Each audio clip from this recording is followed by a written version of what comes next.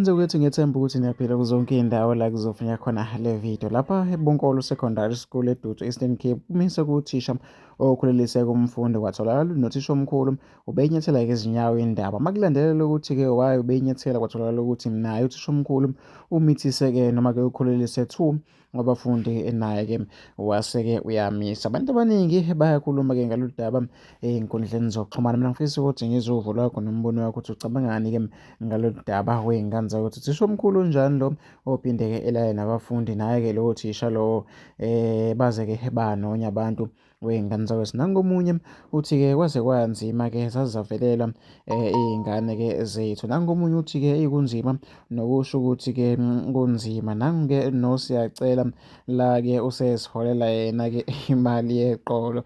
Wey'ngane zakwethu mina-ke ngifisa ukuthi ngizwe uvo lwakho nombono wakho ukuthi ucabangani ngalolu daba.